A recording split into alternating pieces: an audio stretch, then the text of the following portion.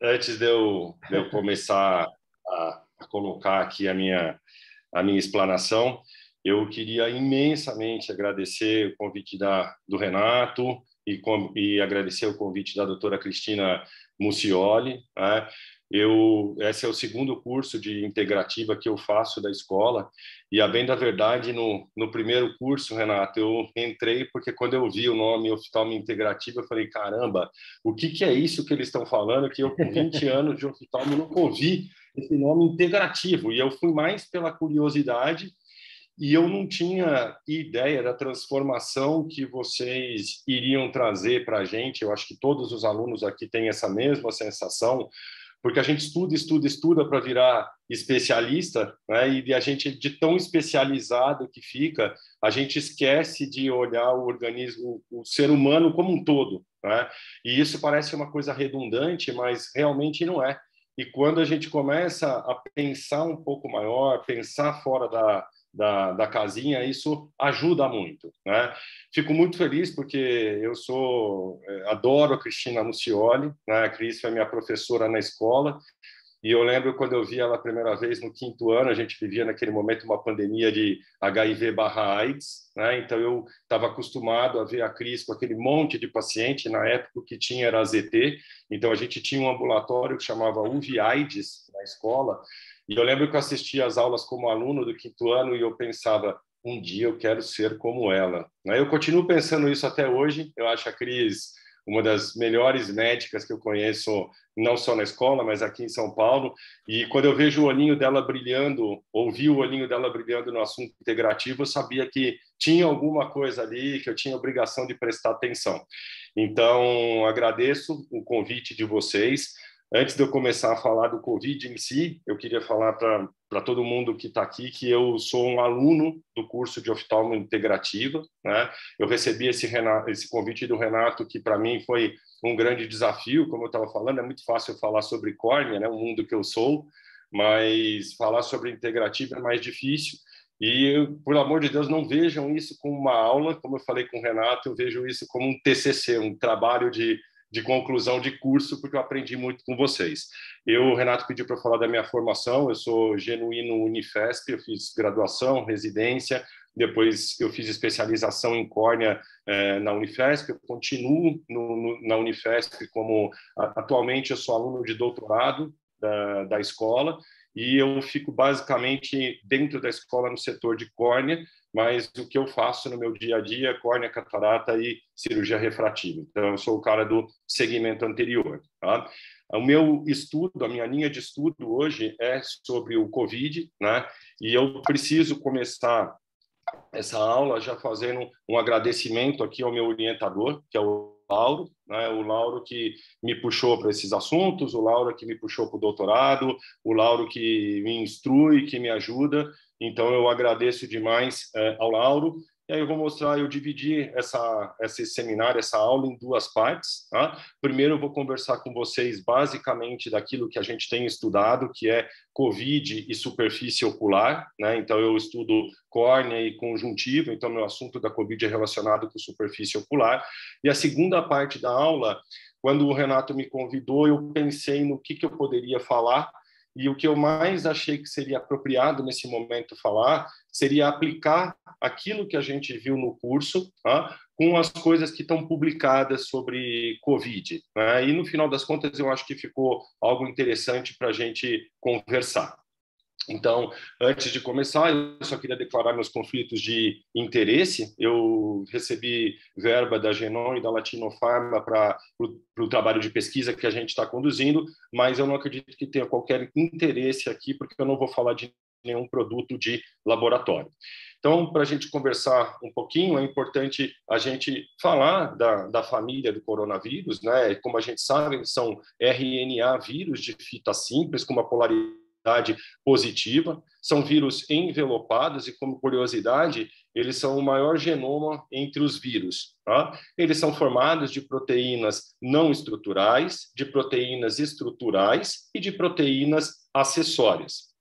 E existem 3 tipos identificados até agora da família coronavírus, que são os alfa-coronavírus, os beta e os gama-coronavírus. E todos eles apresentam na sua superfície as proteínas que nós cansamos de ouvir, as spikes, que no conjunto elas formam o aspecto de coroa. Tá? Então, da família coronavírus, a gente tem os gama-coronavírus, que causam infecções nas aves, e nos mamíferos existem 2 tipos, que são os alfa e os beta-coronavírus, que acometem os mamíferos.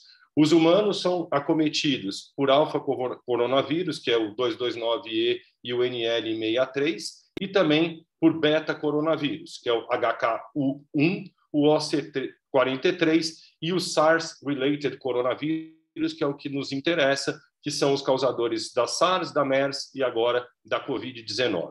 Né? Covid-19, como a gente sabe, é uma doença infecciosa causada por um novo tipo de coronavírus. A maior parte dos pacientes infectados vão apresentar sintomas leves a moderados respiratórios e vão se recuperar dessa doença sem precisar de um tratamento especial. Né?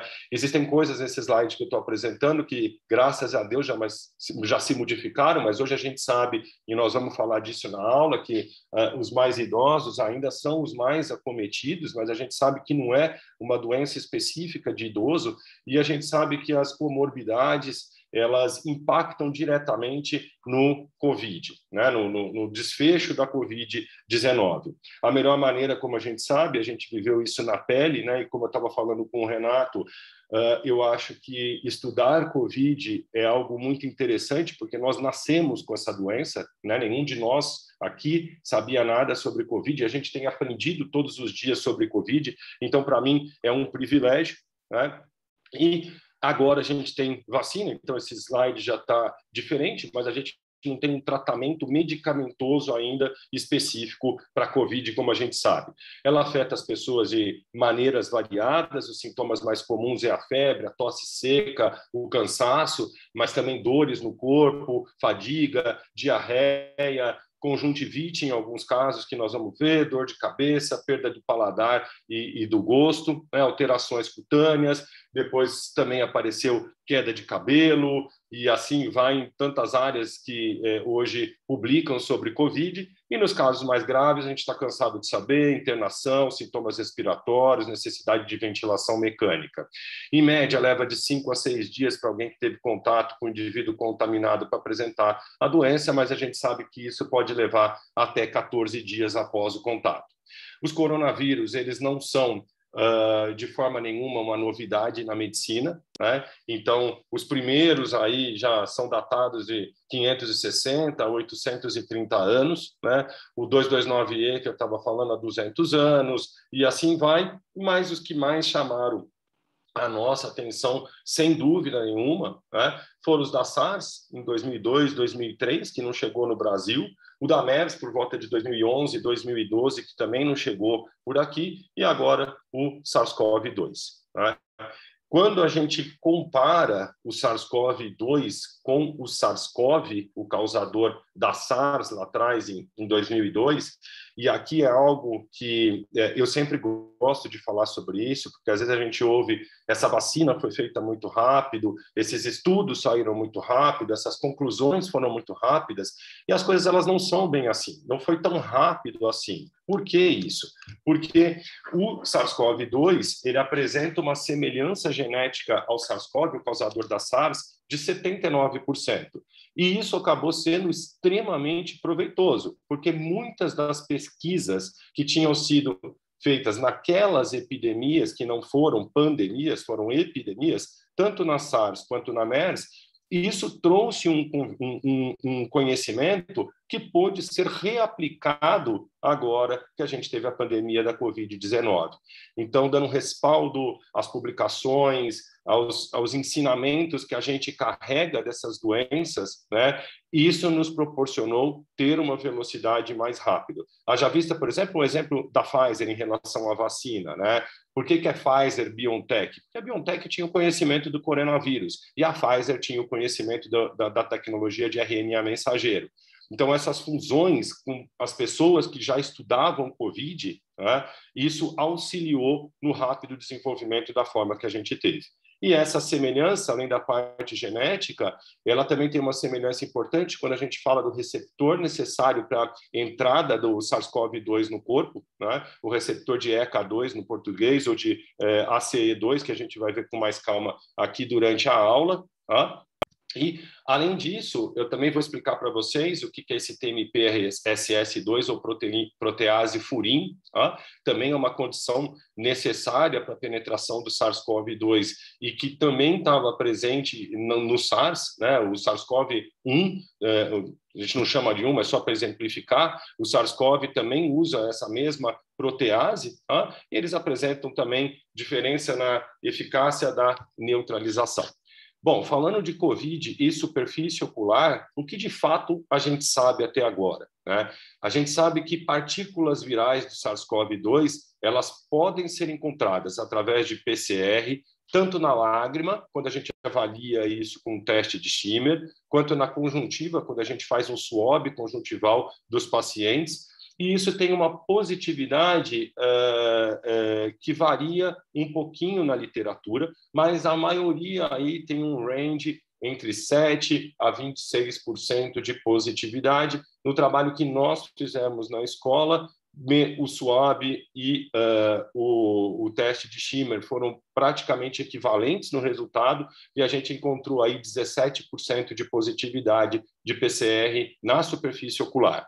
Além disso, também existem outros trabalhos de outro grupo da escola que estão estudando as alterações mais relacionadas à retina, né? Mas eles fizeram uma avaliação de indivíduos que faleceram de Covid e a família aceitou doar o globo ocular para estudo e encontrou positividade PCR, além da córnea e da conjuntiva, mas também no humor aquoso, no humor vítreo, na retina e na coroide. Tá? Além disso, a gente tem poucas publicações em que foram feitas cultura da secreção ocular. Por que isso? Porque a gente falar que o PCR dá positivo, o que eu posso inferir nesse momento é que existem partículas virais na superfície ocular, mas a gente não pode dizer se esses vírus são vírus viáveis realmente. Existem algumas publicações na literatura em que foram feitas cultura dessas secreções ocular e que houve crescimento viral, mostrando que provavelmente sim, esses vírus estavam viáveis na superfície ocular. E as manifestações oculares na COVID, elas não são frequentes, sendo que a doença do olho seco é o achado mais comum relacionado. Então, não é a conjuntivite, mas sim a doença do olho seco. Então, eu trouxe para vocês aqui algumas meta-análises que já foram publicadas em relação à COVID e à superfície ocular, e a gente percebe nessas meta-análises que disparado, tá? Quando a gente olha os sintomas relacionados ao olho seco, seja dor, lacrimejamento, vermelhidão ocular, ou inclusive uma das meta-análises coloca mesmo como sintomas de olho seco, eles são disparados, tá? Sensação de areia, os sintomas mais relatados pelos pacientes, enquanto que a conjuntivite tem uma variação aí de 3% a 7% na literatura. Existe essa meta-análise que achou aí 86% de positividade, mas isso está fora da curva do que tem de publicação até o momento. Então, a conjuntivite na COVID-19 é uma conjuntivite folicular, comum às outras conjuntivites virais que a gente tem, e com uma variedade aí de 3% a 7%, 8% na literatura, enquanto sintomas relacionados aí a olho seco bate 30%, de 20% a 30%, sendo muito mais frequentes. E relacionado ao vírus em si, até o momento, não as causas trombóticas que a COVID-19 causa, mas a presença do vírus em si, não há nenhum relato de perda visual até o momento.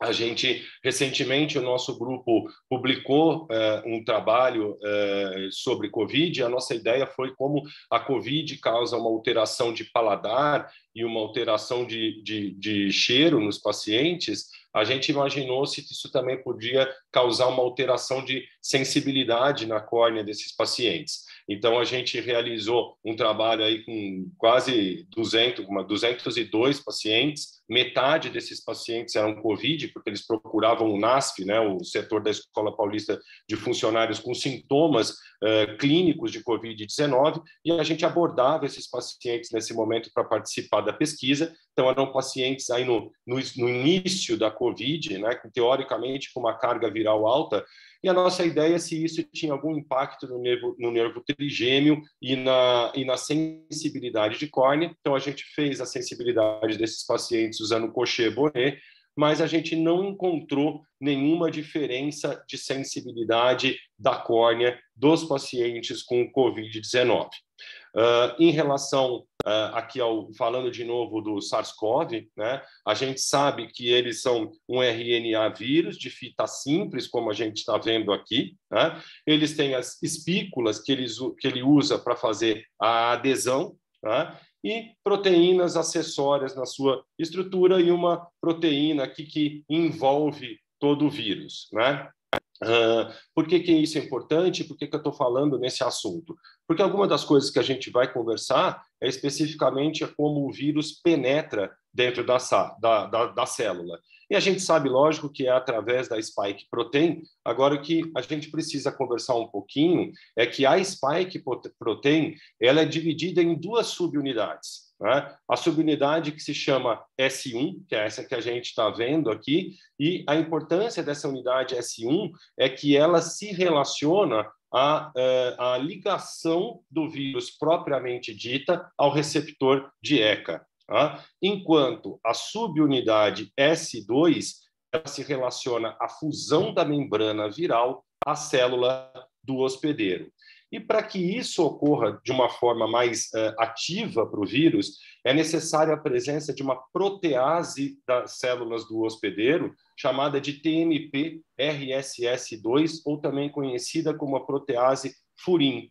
E essa protease furin é o que cliva essas subunidades, essa spike protein, subunidade S1 e S2, facilitando ou promovendo a penetração do vírus na célula.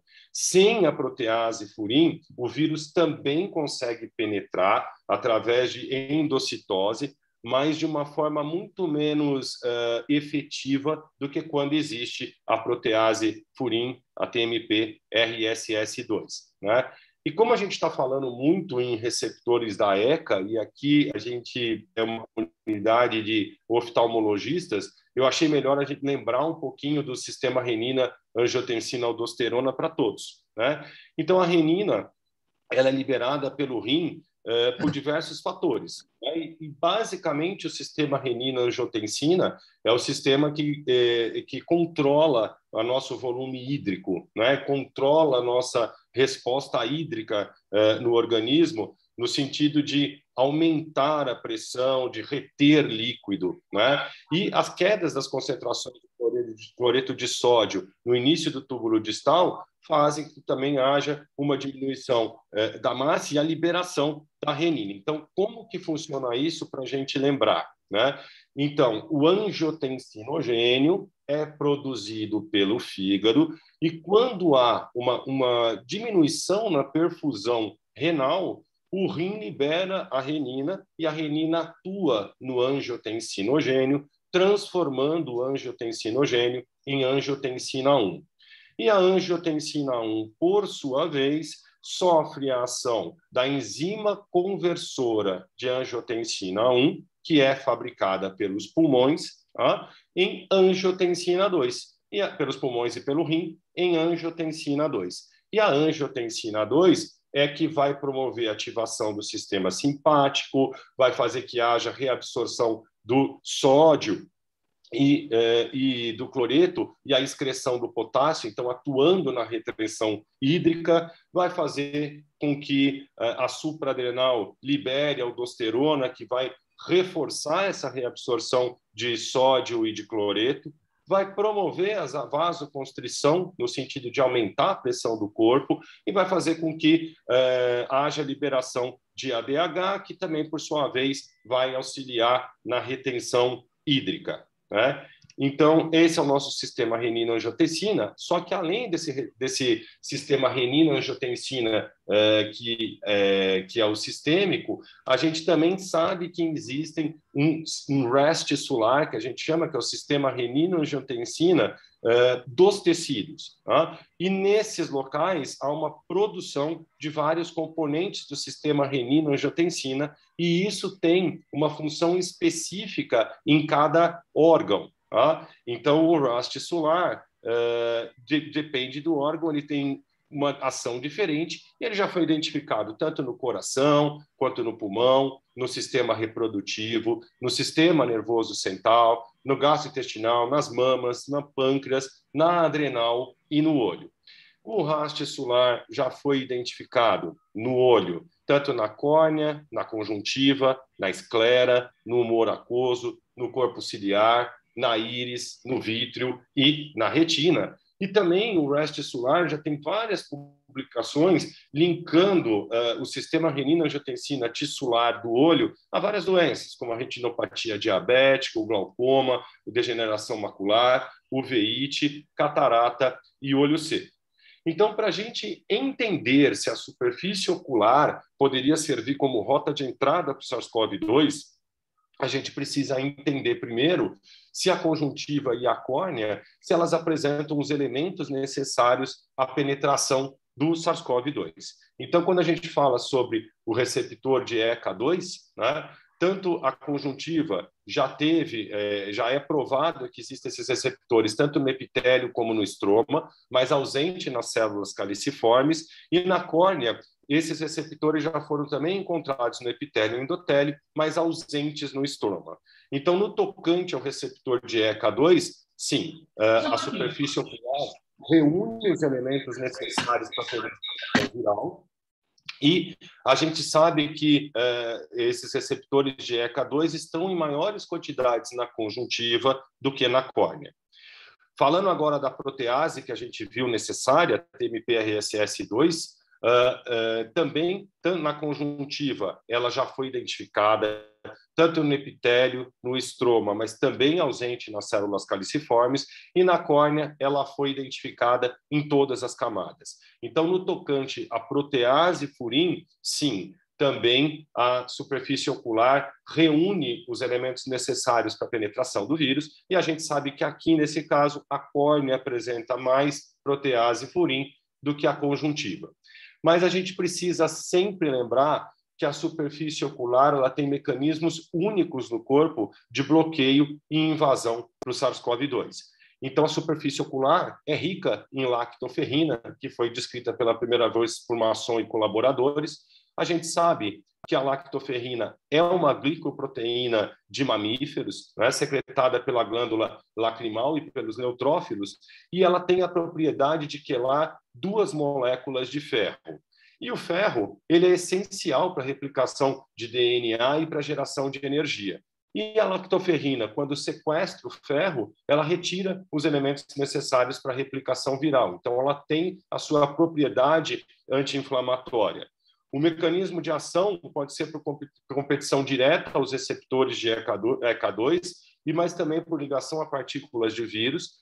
Ela já teve sua ação comprovada contra o HIV, o herpes simples, o HPV, o rotavírus, e atualmente tem sido estudada a sua ação em relação ao SARS-CoV-2, mas ainda não tem essa comprovação de que realmente ela inibe a proliferação aí do SARS-CoV-2, mas é um dos elementos que a gente estuda.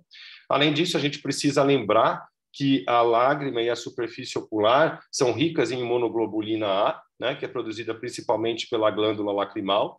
Ela se liga diretamente à spike protein. Já há uma soroconversão de IgA a partir do 2º dia de infecção, e depois de 30 dias é quase 100% isso, e ela foi associada também aos quadros de vasculite na COVID-19 severa, né? Então, é um outro mecanismo de proteção da superfície ocular. Além disso, a gente precisa lembrar que na superfície ocular também existe a lisozima, que foi descoberta pelo Fleming em 1922, E a lisozima ela já teve a sua atividade comprovada contra vários vírus, como o HIV, o herpes simples, o zoster, e talvez ela também tenha uma ação em relação ao SARS-CoV-2, mas ela também já foi descrita sua ação em relação às bactérias e também em relação aos fungos. Mas lembrando que, em relação ao SARS-CoV-2, isso ainda não foi comprovado. E, além disso, a gente precisa lembrar que o próprio ato de piscar, ele promove um washout contínuo desses vírus da superfície ocular, né? Então, toda vez que a gente pisca, a gente está tirando, está lavando esses vírus da superfície ocular. Mas, ao mesmo tempo, a gente tem que lembrar que esses vírus, ao serem lavados da superfície ocular pelo mecanismo de piscar, eles também são direcionados ao canal lacrimal e, pelo canal lacrimal, eles atingem as vias aéreas superiores quando entram na narina. Então, por um outro lado, assim como o mecanismo de piscar é um ato protetivo para a superfície ocular, ele também poderia estar levando o SARS-CoV-2 aí para as vias aéreas, né? E a gente sabe também que a quantidade de expressão dos receptores de ECA2 na córnea e na conjuntiva é infinitamente melhor que nos pulmões e no coração. Então, com tudo isso, o que eu queria deixar de mensagem para vocês daquilo que eu estudo hoje de COVID e superfície ocular é que, sim, existe a positividade, então a gente sabe que tem partículas virais na conjuntiva viral, na nossa conjuntiva e córnea, né? Positividade, partículas virais na nossa superfície ocular, mas essa positividade ela é baixa quando comparada, por exemplo, a um PCR de nasofaringe. Tanto a córnea quanto a conjuntiva, elas apresentam os elementos necessários para a invasão do SARS-CoV-2, principalmente no tocante ao receptor de ECA e a protease furin. A quantidade dos receptores de ECA2 na superfície ocular, ela é muito menor do que no pulmão, e a superfície ocular, ela dispõe de mecanismos únicos de defesa que torna a via de transmissão ocular improvável. E as manifestações oculares mais comuns foram a sensação de corpo estranho, dor ocular e lacrimejamento. E é lembrar que, apesar de pouco frequente, a conjuntivite é do tipo folicular aguda, semelhante às conjuntivites que a gente vê em outros pacientes com infecções por vírus que também acometem o sistema respiratório.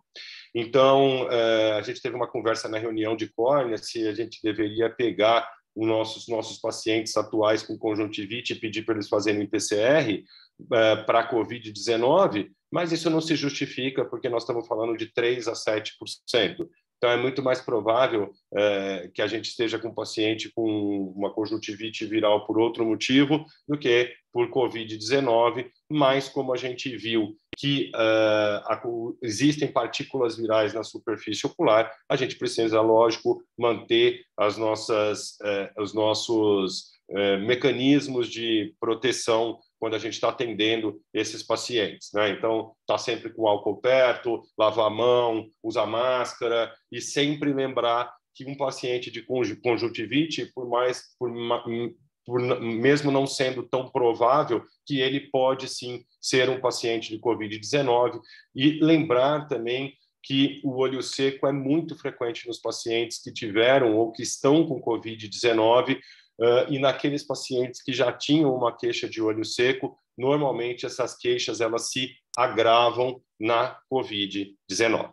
Então, essa era a primeira parte da aula, que eu pedi uma oportunidade para o Renato de conversar um pouquinho sobre aquilo que eu estudo, tá? E agora eu quero entrar aqui no TCC propriamente dito, né?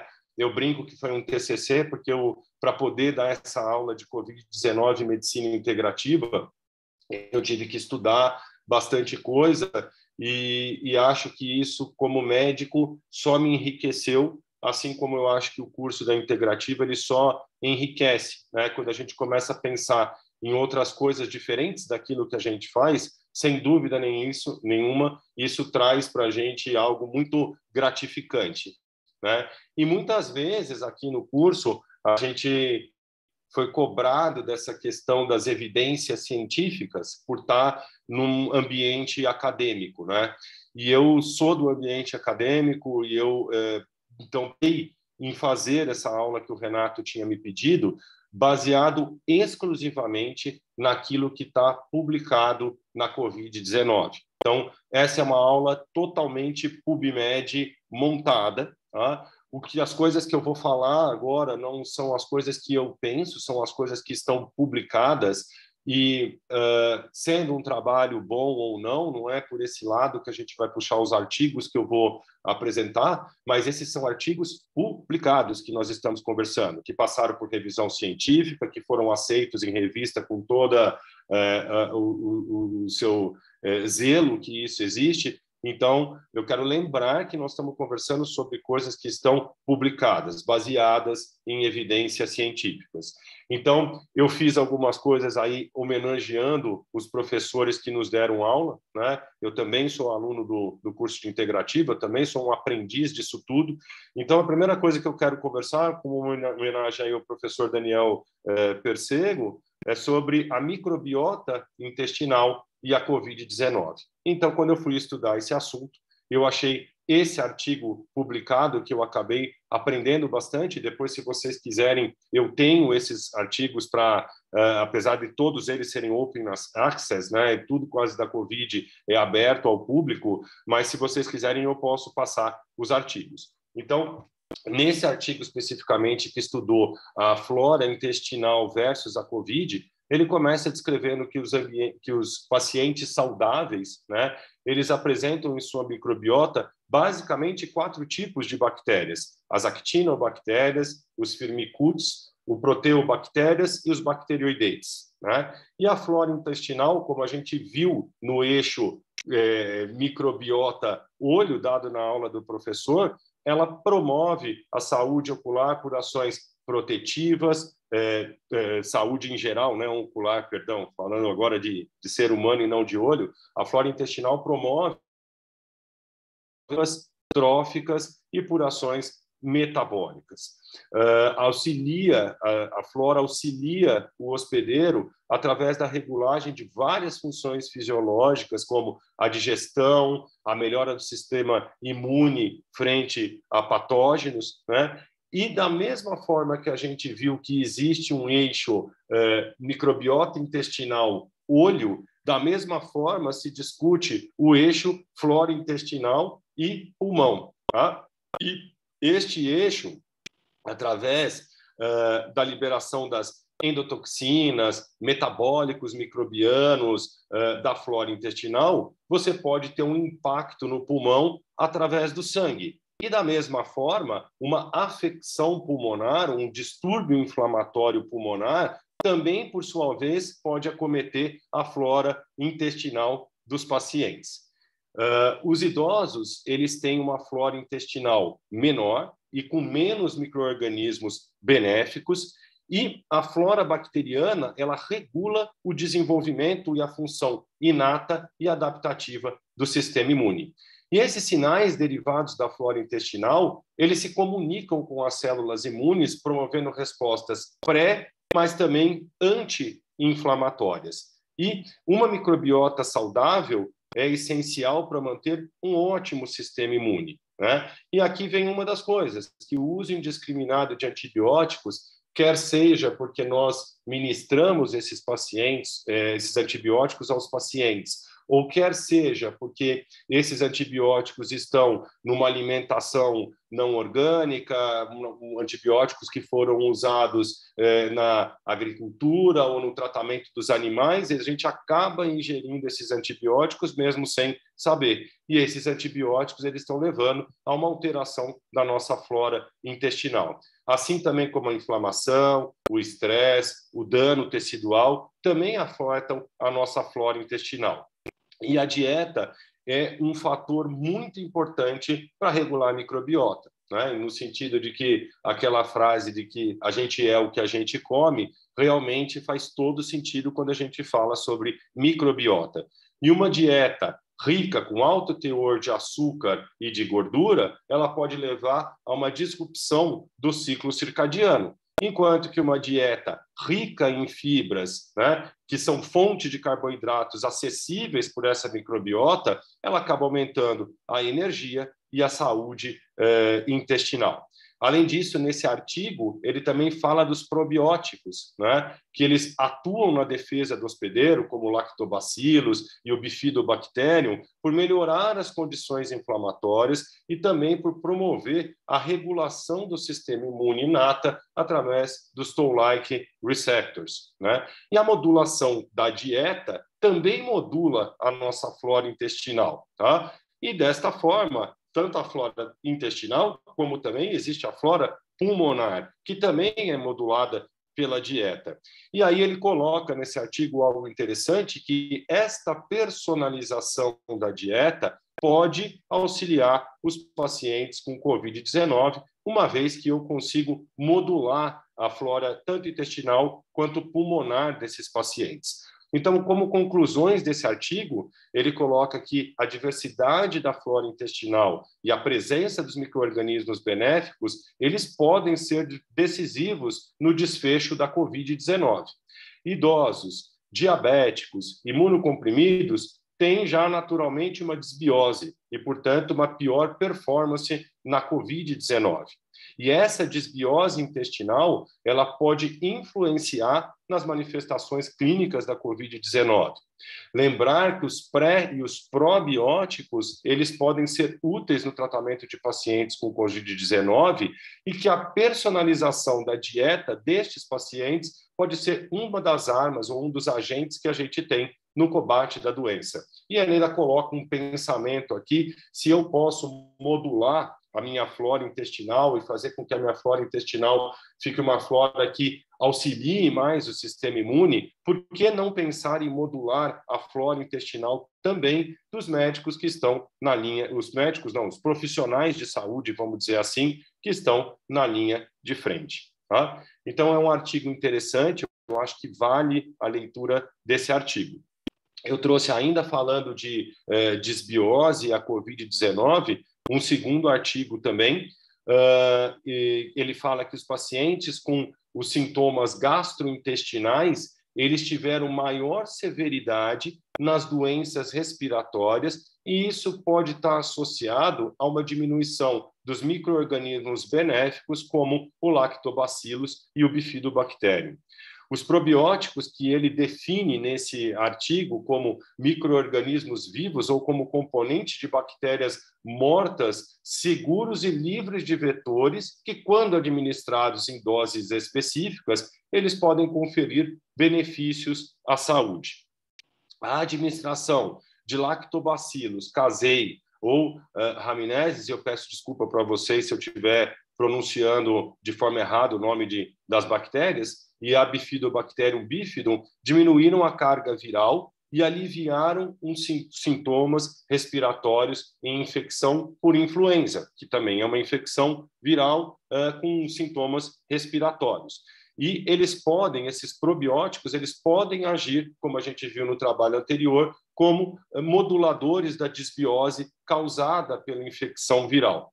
E o uso dos probióticos contendo o lactobacillus, o bacillus subtilis, enterococcus fecalis, os pacientes que usaram esses probióticos desenvolveram menos pneumonia, com menor necessidade do uso de ventilador. E lembrou também nesse artigo que os corticosteroides amplamente usados na COVID-19, eles podem, por si só, causar a desbiose nos pacientes. Né? Além disso, os pré-bióticos, né? Então, diferente dos probióticos, em que você estaria dando, vamos dizer assim, a bactéria, os pré-bióticos, você está dando combustíveis para as bactérias que você já tem na sua microbiota se desenvolverem melhor. Então, os pré-bióticos, eles aumentam a função da barreira intestinal, eles melhoram a diversidade das bactérias que a gente tem nessa flora, e com isso você tem um anti-inflamatório, um agente anti-inflamatório melhor. Eles são produtores de metabólitos que diminuem a severidade da doença, né? Além disso, eles auxiliam ou melhoram a produção do muco intestinal, que é protetivo, e eles aliviam os mediadores inflamatórios presentes na COVID-19, como a interleucina 6, a proteína C relativa, as interleucinas, os TNFs e assim vai. Alguns lactobacilos e bifidobacterium, eles também produzem peptídeos que têm propriedades antivirais já documentadas contra alguns rotavírus. Então, a gente não sabe se eles também podem ter atividade contra o SARS-CoV-2.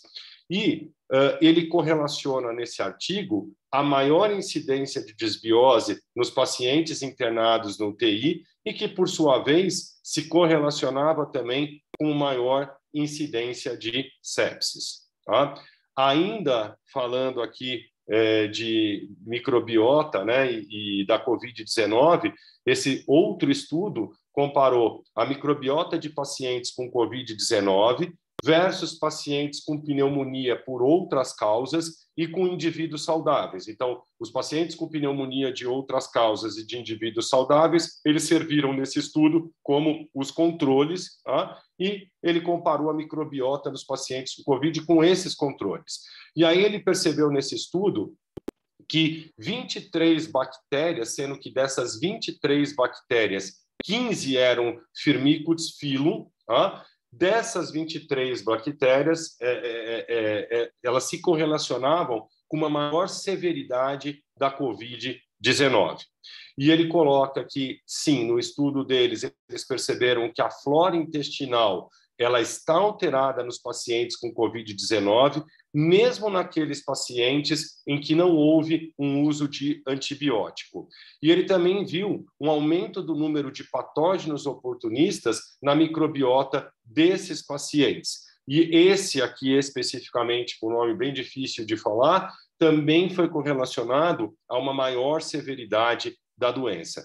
E aí ele chama a atenção, e aí eu queria trazer um pensamento para a gente aqui sobre o uso racional do antibiótico na COVID-19.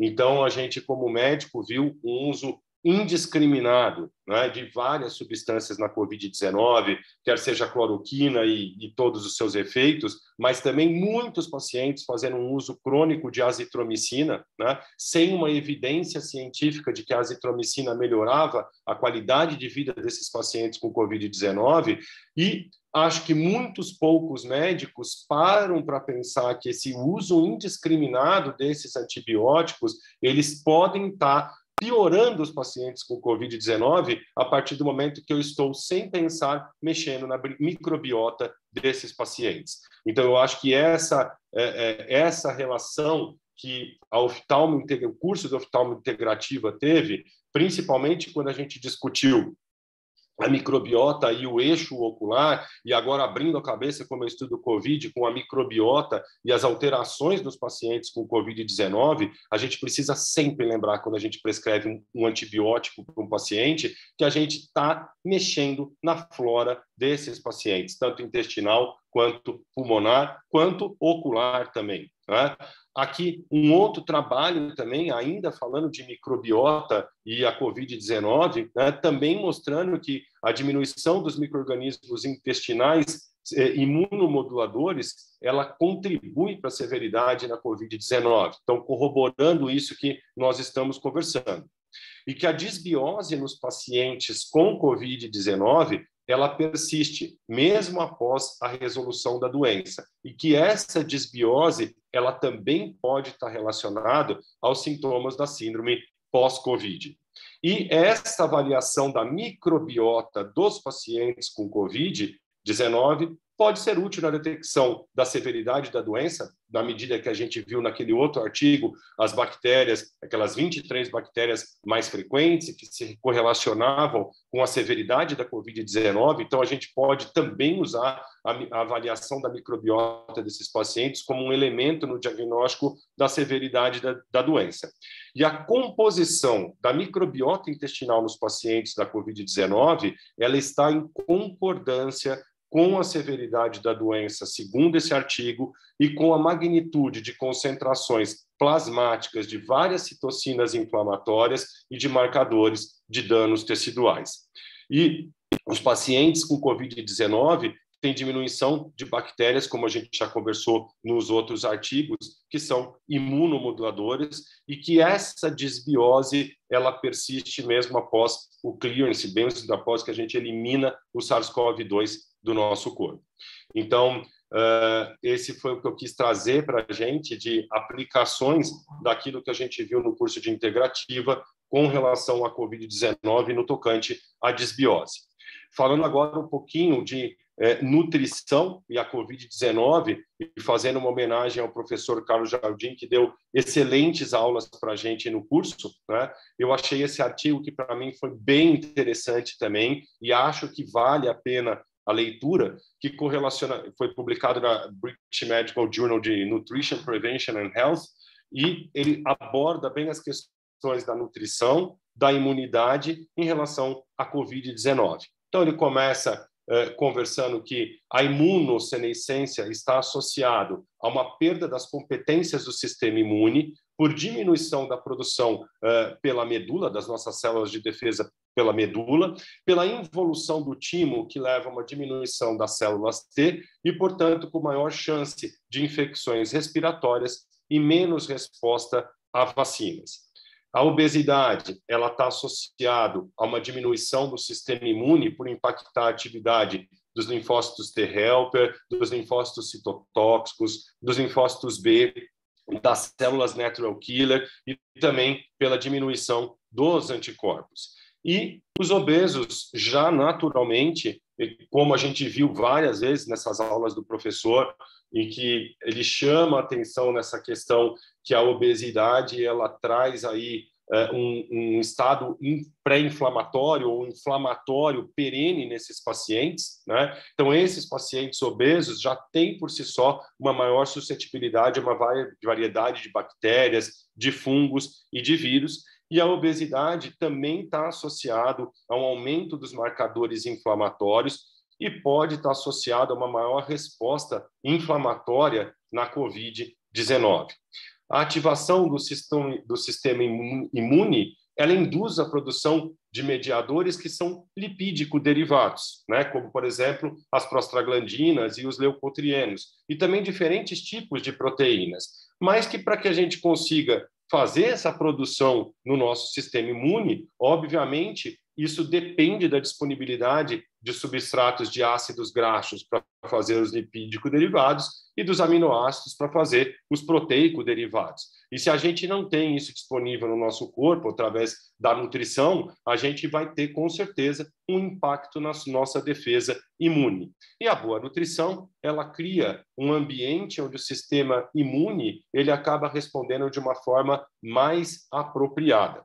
Então, ele começa falando um pouquinho das vitaminas, né? Então, ele nos lembra, como a gente viu também no curso de oftalmia integrativa, que a vitamina A ela participa na diferenciação das células epiteliais e também na maturação das células imunes, e, portanto, está diretamente ligada à nossa imunidade. E a sua diminuição está associada a danos de barreira, a alteração da resposta imune e a suscetibilidade de infecção. Ele nos lembra também que a vitamina A controla a maturação dos neutrófilos, das células dendríticas e dos linfócitos CD4, e o seu subproduto, o seu metabólito, o ácido retinóico, ele promove a movimentação dos linfócitos T e ele é necessário para a sobrevivência e proliferação dos linfócitos CD8, que se relacionam mais à nossa resposta à vacinação. Além disso, ele fala também um pouquinho sobre a vitamina B. A vitamina B, ele coloca que está envolvido também na regulação do nosso sistema imune através do controle da barreira intestinal e que o aumento na dieta de vitamina B por 4 dias nesta concentração em indivíduos acima de 70 quilos mostrou que teve um aumento na produção dos linfócitos e de interleucina 2. A vitamina C, toda vez agora que eu falar da vitamina C, eu não consigo falar em vitamina C e não lembrar do Renato falando que é o maior antioxidante que a gente tem. Então, sempre que eu vou falar da vitamina C, eu sempre vou lembrar do Renato falando isso, né? E a gente sabe disso, a gente usa, por exemplo, a vitamina C no tratamento das queimaduras oculares, né? Porque a vitamina C, ela é necessária para a síntese do colágeno e para a integridade epitelial. E a vitamina C ela está relacionada a vários aspectos do nosso sistema imune, como a migração leucocitária, a fagocitose, a função dos linfócitos T, a produção de anticorpo. Tá? E isso está, obviamente, impactando o nosso sistema de defesa. A vitamina D, sem dúvida nenhuma, foi ou está sendo a grande vedete. Nós vamos falar um pouco melhor sobre a vitamina D na Covid-19. Tá? Mas o que esse artigo diz sobre a vitamina D é que já tem receptores identificados em várias células imunes, que ela melhora a integridade epitelial, ela induz a síntese de peptídeos antimicrobianos e das células epiteliais e de macrófagos, promove a diferenciação de macrófagos e o aumento da fagocitose, controla a produção e a proliferação de células T helper e de citadinas, e esse autor, BR e colaboradores, descreveram uma relação linear inversa entre o nível de vitamina D e a infecção no trato respiratório, ou seja, quanto maior era o nível de vitamina D, menor era a infecção do trato respiratório. A vitamina E, a sua deficiência diminui a produção dos linfócitos, a atividade das células natural killer, a produção de imunoglobulinas e a fagocitose pelos neutrófilos. E um estudo mostrou que a suplementação de vitamina E em fumantes por 5 a 8 anos diminuiu a hospitalização por pneumonia. Falando um pouquinho agora de zinco, o zinco ele inibe a RNA polimerase, o RNA do vírus, e por si só ele já estaria indicado o seu uso na Covid-19. Também teve a comprovação de uma inibição do SARS-CoV-2 in vitro pelo zinco, e a sua deficiência ela tem impacto direto na medula óssea, comprometendo a nossa imunidade. Eu comecei a falar um pouquinho mais rápido, gente, porque eu tenho bastante coisa para falar nesse aspecto, eu quero cobrir tudo, tá bom? O cobre, ele tem propriedades antimicrobianas, ele é necessário para a atividade dos neutrófilos, monócitos, das células natural killer, ele atua na resposta dos linfócitos T e na produção das interleucinas. Tá? O artigo também nos lembra, espera só um pouquinho que deu um tilt aqui no meu computador. Vocês estão me ouvindo? Sim. Espera só um pouquinho, Renato, que ele deu já volta já.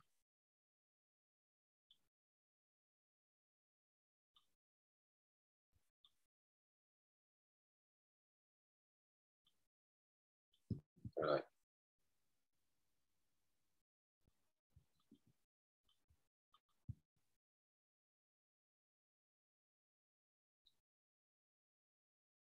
Peraí, Renato, que deu um tilt aqui. Vontade, doutor. Bom, pelo menos até aqui tudo bem? Tudo ótimo. Uma baita revisão que você fez aí. Peraí, deixa eu ver se eu consigo voltar aqui. Voltou? Ainda não. Tá preto. Tá branco agora. Vou compartilhar minha tela de novo, tá? Tá. Vou achar aqui onde eu estava.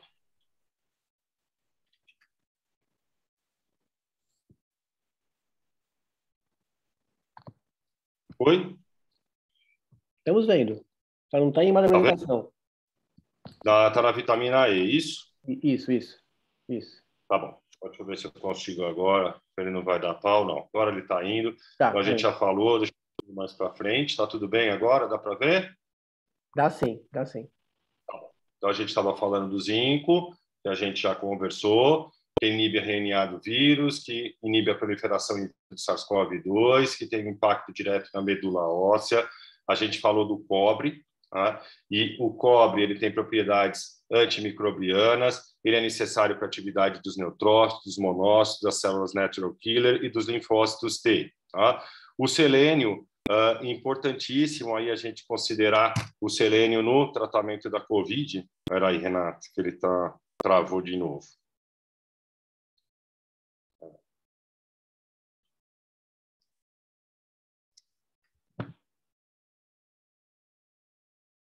Querendo bagunçar minha aula, hein?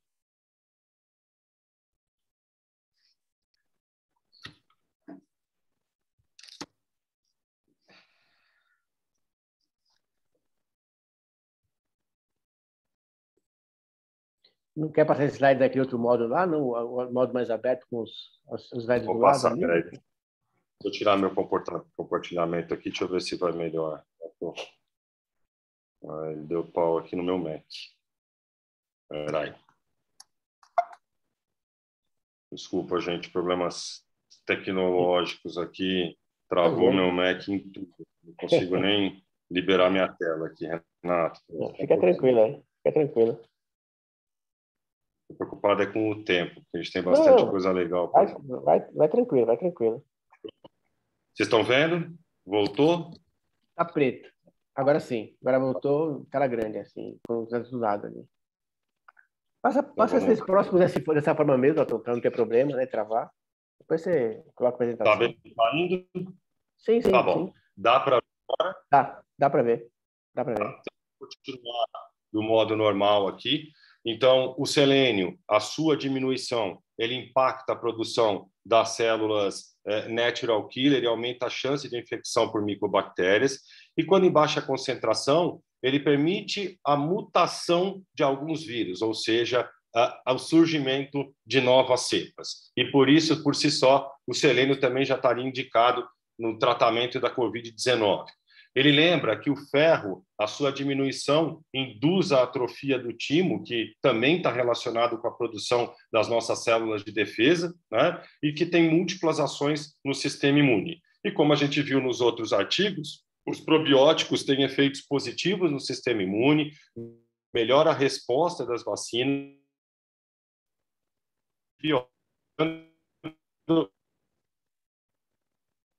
as infecções respiratórias. E os prebióticos aumentam a produção de barreiras benéficas.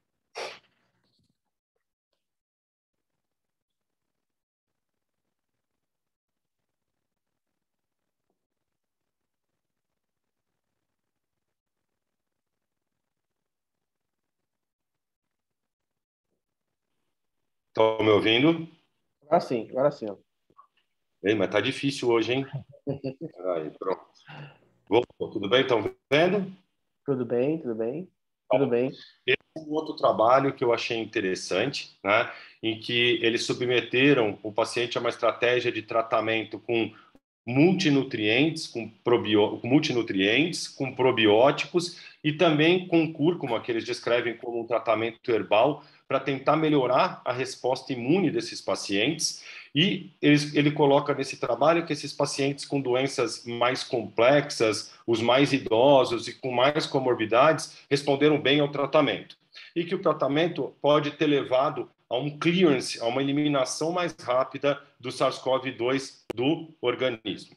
Mudando um pouquinho de assunto, falando de vitaminas e a Covid-19, com uma homenagem à professora Marise e as excelentes aulas que ela nos deu.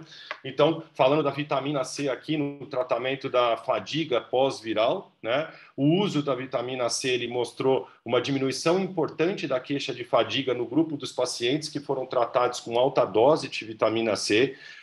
Como a gente conversou sobre os antioxidantes, essa capacidade antioxidante foi significativamente correlacionado com a redução da fadiga, tanto afetiva, quanto sensorial, quanto cognitiva. Essas altas doses de vitamina C combatem o estresse oxidativo, restauram as funções endoteliais e orgânicas e previne a formação das NETs, né, os Neutrophil Extracellular Trap, que estão relacionados aos fenômenos de trombose. E ela é essencial para a fagocitose dos neutrófilos pelos macrófagos e, por isso, recomenda-se altas doses no tratamento da Covid-19. Falando da vitamina D, tá? A vitamina D, neste artigo que eu estou apresentando, mostrou benefício em pacientes que receberam frequentemente as doses de vitamina D, mas não aqueles pacientes que receberam em bolos injetável na veia, tá? Teve um efeito maior nos pacientes que apresentavam a deficiência. Quase todos os artigos, eles são unânimes em falar que eles não recomendam a suplementação de vitamina D na COVID para todos de forma indiscriminada, mas sim naqueles pacientes que apresentam uma deficiência. Esses pacientes com deficiência de vitamina D é o que mostraram uma resposta melhor ao tratamento. A vitamina D estimula a imunidade inata e adquirida. É muito comum a deficiência de vitamina D, como a gente viu várias vezes nos meses frios, que é segura a suplementação diária da vitamina D quando a gente usa de 2.000 a 4.000 unidades por dia e que é um fator facilmente modificado na Covid-19. A associação da vitamina D e infecção pelo coronavírus, esse outro trabalho mostra isso, que existe uma associação, e essa deficiência influencia a expressão dos receptores Toll-like, que são o pivô da resposta imune inata, e tem vários genes que são regulados pela vitamina D, como as beta-defensinas, que pode clivar a membrana dos vírus, e as catalicidinas, que estão envolvidas na ativação dos macrófagos, das células dendríticas e dos neutrófagos. E ele nos lembra nesse artigo que na Índia há mais de 70% de prevalência de deficiência de vitamina D, na Europa mais que 40%, nos Estados Unidos mais que 24%, no Canadá mais do que 37%, então ela é realmente muito frequente e ela tem um potencial na prevenção de infecções respiratórias, e os pacientes com os baixos níveis séricos da vitamina D foram os que tiveram os piores resultados. E ele nos lembra também que a toxicidade por vitamina D é muito rara. Tá? Um outro trabalho correlacionando aqui os níveis de vitamina D séricos com maior risco de infecção pelo SARS-CoV-2, e esse estudo ligou diretamente os níveis séricos com o desfecho na Covid-19. As associações já demonstradas entre o baixo nível de vitamina D e doenças infecciosas, autoimunes e metabólicas, um baixo nível de vitamina D também se associa a outras doenças respiratórias, e ela é necessária para a produção de peptídeos antimicrobianos pelas células epiteliais do trato respiratório, podendo nos auxiliar na melhora dessa resposta inflamatória, e a sua suplementação foi positiva, especialmente nos pacientes deficitários. Então, como conclusão, menor nível sérico, maior risco na Covid-19. De novo, mostrando que baixos níveis estão associados a um pior desfecho na Covid-19, que ela promove um downregulation de marcadores pré-inflamatórios, como a interleucina 6, o fator de necrose tumoral, e ele considera suplementar a Covid-19. Né? E aí a gente vê coisas também na literatura que são diferentes. Então, esse aqui mostrando que a vitamina D reduz a severidade da doença,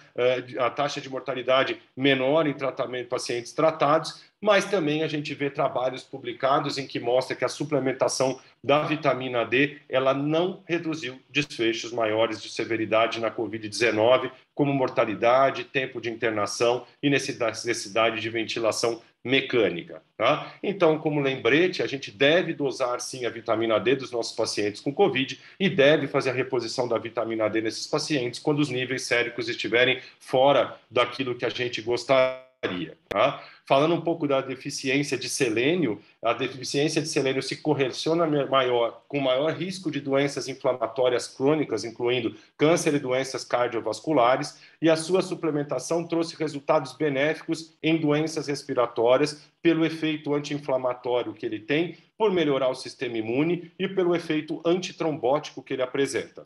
A diminuição do nível sérico correlaciona-se com a maior severidade da Covid-19 com a mortalidade, e ele sugere que o nível sérico do selênio deve estar entre 130 e 150 nanogramas por ml. Falando um pouquinho de poluentes ambientais e a Covid, fazendo uma homenagem à professora Márcia Yamamura, né? Esse é um trabalho que vale muito a pena a leitura, que é a exposição de metais tóxicos e a possibilidade de desenvolvimento da Covid-19, né? E ele coloca que os fatores relacionados ao estilo de vida são responsáveis por 51% da variabilidade da severidade da Covid que a gente observa, sendo a obesidade, o fumo, o sedentarismo as principais causas. Umidade, radiação ultravioleta, temperatura ambiente também são fatores relacionados à transmissão da Covid-19, assim como o gás ambiente e a poluição. E ele coloca que a cada aumento de 1 micrograma de partículas finas resulta num aumento de 8% da mortalidade por Covid-19 e que os fumantes têm maior chance de apresentarem os efeitos adversos durante a Covid-19. E aí ele fala um pouquinho de cada um. Então, o cádmio induz um estresse oxidativo e compromete a função dos macrófagos. Vários estudos em relação à exposição, há vários estudos em relação à exposição do cádmio e doenças respiratórias por efeitos inflamatórios no pulmão. Ele leva a uma fibrose pulmonar e uma remodelação, e ele impacta no clearance de muco e causa um aumento excessivo na produção desse muco. Estimula a replicação do vírus influenza em animais e ele causa a diminuição dos linfócitos T, helper, na indução de células citotóxicas T8 e diminui a produção de interleucina 2 e de interferon, e ele tem uma associação inversa entre exposição ao cádmio e produção de linfócitos. O mercúrio também apresenta uma associação inversa entre a quantidade de mercúrio detectado no cabelo versus a função respiratória. Então, quanto mais mercúrio, pior a função respiratória. Ele se associa, os seus altos níveis séricos, à asma e a uma resposta exacerbada dos brônquios. Ele induz um estresse oxidativo e a apoptose, ele afeta a expressão das tight junctions nas células epiteliais do colo, então afetando a nossa barreira. E vários estudos demonstram a exposição de mercúrio e desenvolvimento de doenças respiratórias. E, como curiosidade, o aumento do mercúrio nos morcegos também leva à diminuição da imunidade neles, promovendo, então, aí a disseminação de zoonoses. O chumbo, ele tem uma relação inversa entre sua exposição e a função respiratória. Ele induz um estresse oxidativo e inflamação com dano pulmonar. Vários estudos mostram a exposição do chumbo e desenvolvimento de doenças respiratórias, e ele tem uma correlação inversa entre o chumbo sérico e a contagem de células TEM. O arsênico é causador de várias doenças respiratórias, tem associação com restrição da função respiratória, e uma pequena exposição ao arsênico já é capaz de causar um aumento da autofagia e da inflamação dos pulmões em ratos. Ele impacta a função das barreiras também das células pulmonares, causando expressão aberrante das tight junctions, e ele tem uma relação bidirecional com as doenças respiratórias. O aumento da exposição aumenta a infecção viral, mas o arsênico também é um potente antiviral. Então, a conclusão desse artigo é que a exposição a cádmio, chumbo, mercúrio, arsênico está associada a doenças respiratórias por impactar o clearance de muco, por reduzir a função de barreira e inflamação das vias aéreas, com estresse oxidativo e apoptose. E o uso de zinco e selênio, ele pode auxiliar, uma vez que são efeitos antioxidantes no manejo da toxicidade de metais pesados. E, além disso, esse outro trabalho falando de poluição e Covid-19, ele mostra que a poluição do ar influenciou negativamente o surto da Covid-19 e que curtas e longas exposições a partículas finas e longa exposição ao NO2 são os dados mais, com o nitróxido, são os dados mais consistentes nos estudos epidemiológicos da Covid-19. Falando um pouquinho de envelhecimento e a Covid-19, fazendo uma homenagem ao professor Vilmar, a população nesse trabalho, a população geriátrica, a gente sabe disso, que está num risco maior na Covid-19 e que os indivíduos maiores que 59 anos, eles têm 5 vezes mais chance de morrer de Covid.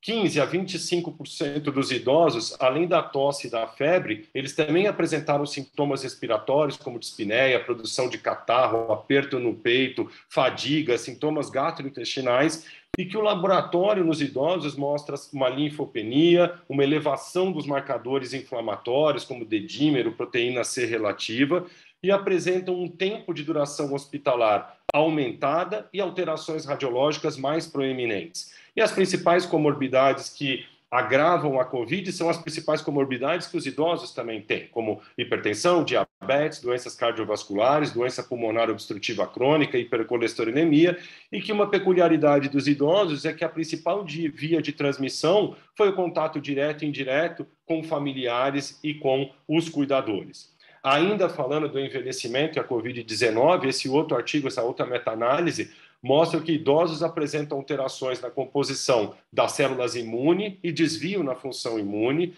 também apresentam uma menor resposta à vacina, um maior risco de hipertensão e diabetes, e a infecção viral ela pode agravar essas comorbidades. O fumo, por sua vez, aumenta a expressão dos receptores da ECA necessários para a invasão viral, e os idosos necessitam mais avaliação multidisciplinar.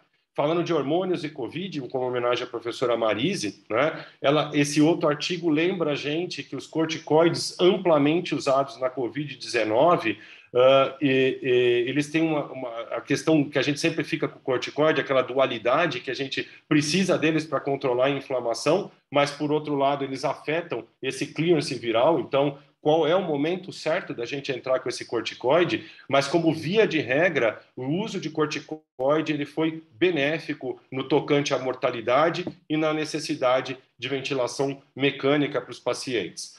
Aqui falando um pouquinho do impacto da COVID no trato reprodutivo masculino, então ele coloca que o SARS-CoV-2 pode estar presente no sêmen, com trabalhos publicados mostrando que existe essa positividade.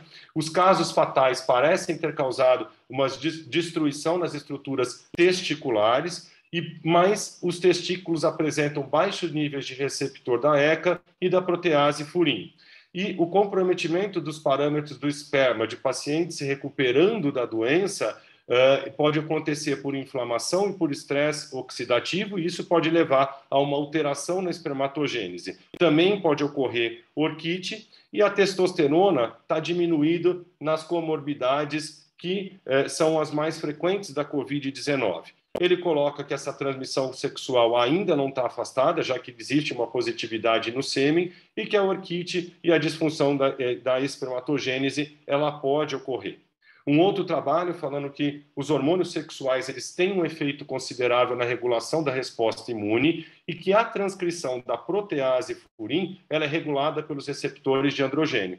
E os hormônios sexuais masculinos, eles promovem a interação entre o receptor da ECA2 e o SARS-CoV, facilitando a sua entrada. Um outro trabalho falando de hormônios sexuais, aqui eu achei interessante que ele coloca que a maior parte dos genes receptores imunes estão no cromossomo X e por isso que as mulheres apresentam uma resposta imune mais forte do que a dos homens e que o estrógeno tem um efeito anti-inflamatório comprovado em animais contra doenças pelo coronavírus. E ele coloca que a testosterona ela tem uma função anti-inflamatória através da supressão do sistema imunicelular e humoral, mas ela também, como a gente viu, facilita a adesão do SARS-CoV-2. E ela diminui a produção de interleucina e de TNF, podendo diminuir também a necessidade de ventilação mecânica pelo seu efeito anticatiônico nos músculos respiratórios. E aqui, só passando mais rápido, esse é um outro trabalho que avaliou disfunção tiroidiana nos pacientes de COVID-19, mas não foi encontrado uma relação entre alteração da tiroide e os pacientes com COVID-19 nesse trabalho. E que a diminuição do TSH e do T4 ela acontece, mas que é de uma forma muito discreta e que não deve ser um fator de preocupação na COVID-19.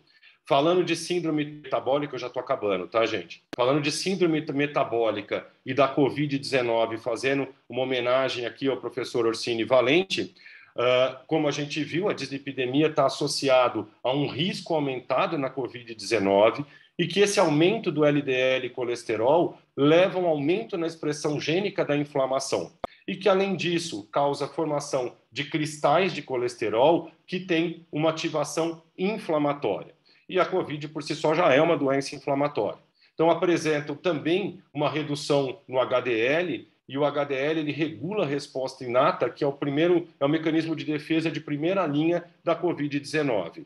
E que esse aumento de LDL e de triglicérides, eles causam uma disfunção endotelial, aumentando o risco de complicações cardiovasculares. A obesidade, como a gente viu, disparado aí na COVID-19, os pacientes obesos apresentam maior risco de infecção, de hospitalização, de necessidade de ventilação, de admissão em UTI, de mortalidade.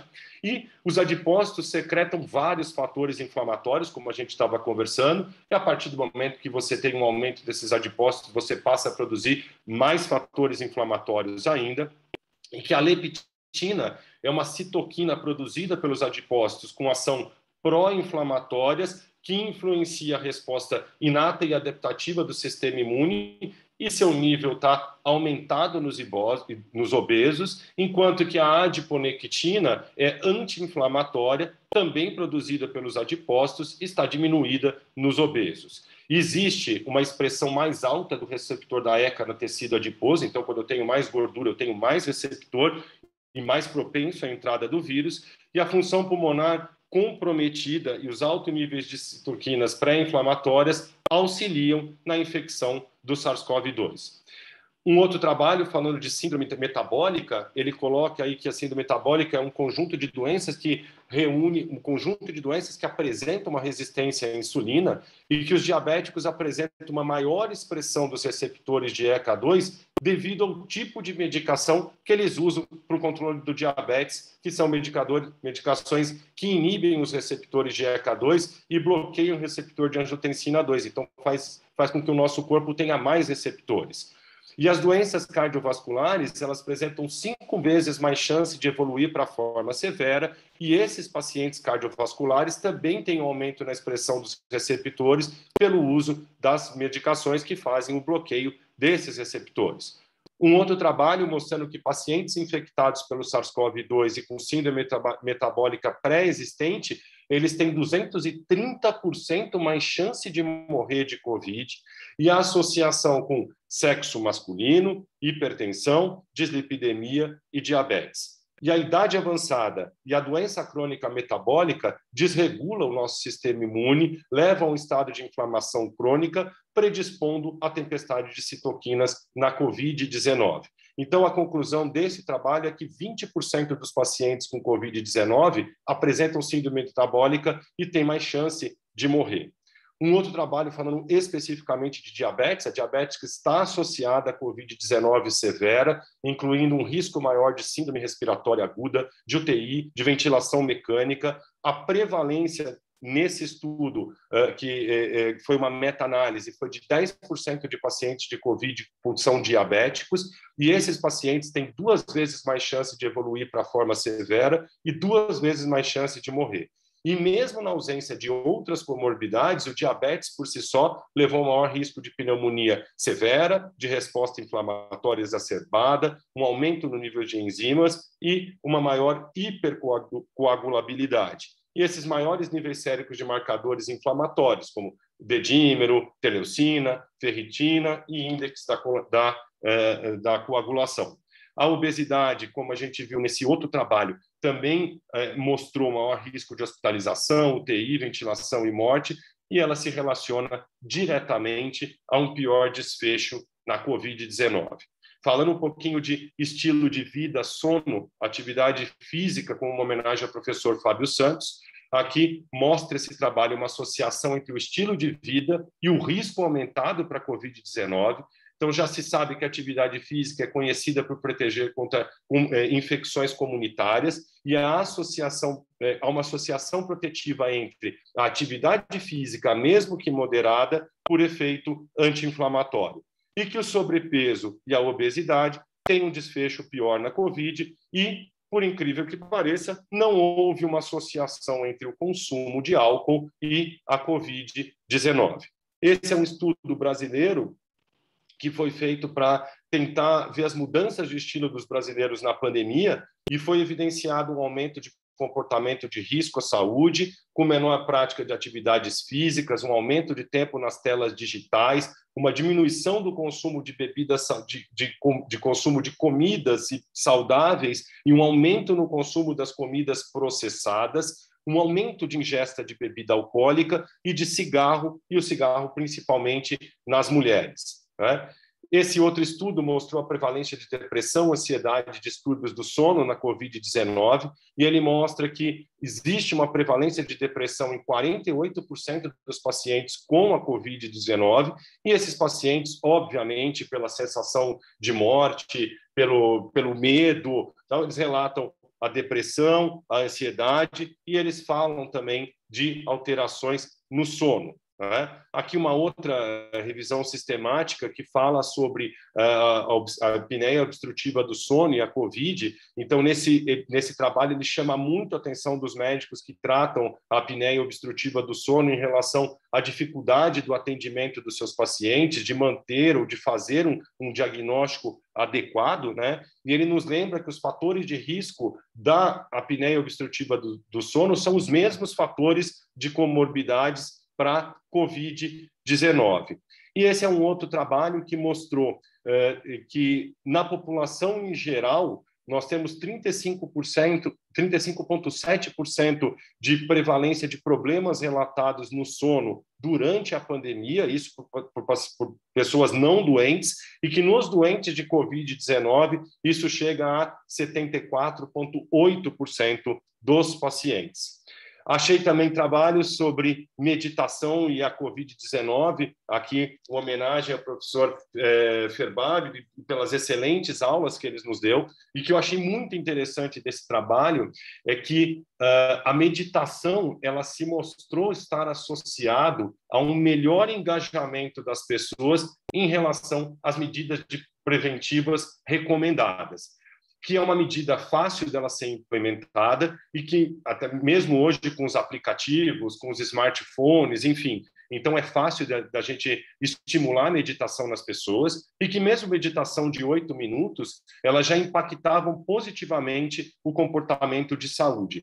E quanto maior o tempo de meditação, maior o engajamento nas medidas protetivas que beneficiam os outros. E a conclusão é que a meditação ela está associada ao maior engajamento nessas medidas comportamentais de saúde na Covid-19.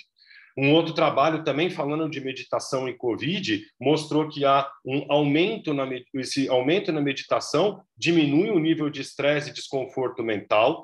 A meditação, o aumento da idade, viver com a pessoa amada e a paternidade, eles se mostraram como fatores protetivos, enquanto que o sexo feminino e o lockdown foram os maiores fatores de risco em relação ao estresse psicológico. A meditação ela trouxe uma maior resiliência observada nos adultos e a meditação ela se correlaciona negativamente com sintomas psiquiátricos e com o estresse. E a meditação melhora a adaptação e leva a um melhor ajuste do estresse.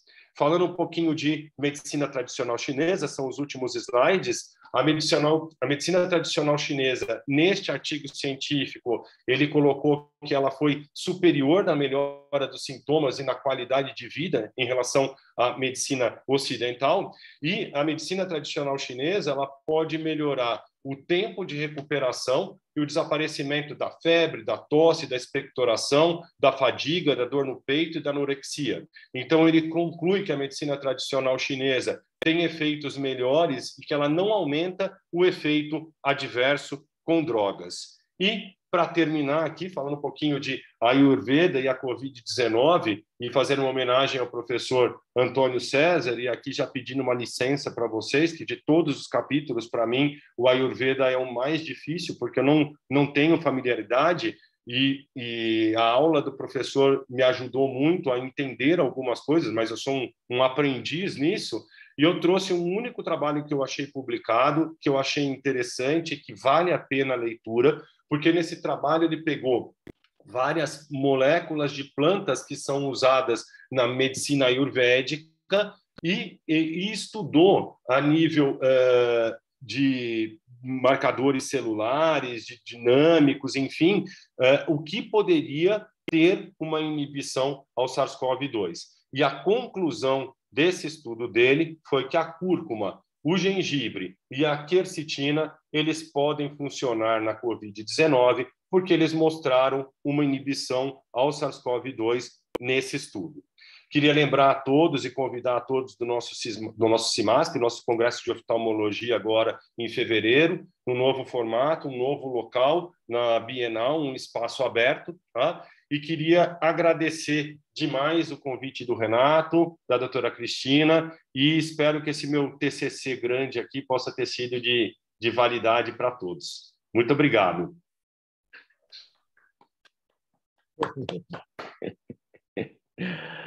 Parabéns, Altão. Parabéns, hein? Baita revisão que você fez. Você deve ser o homem que mais conhece de Covid no mundo hoje. A gente nem esperava menos que isso de você, viu, Dalton? Realmente, assim, um orgulho. Eu que conheço você desde que você era residente aí na escola e sempre te admirei, sempre achei você super sério, super bom médico, super responsável, uma pessoa diferenciada. Agora, assistindo aí a sua aula, a gente vê realmente, eu vejo realmente que eu não estava enganada.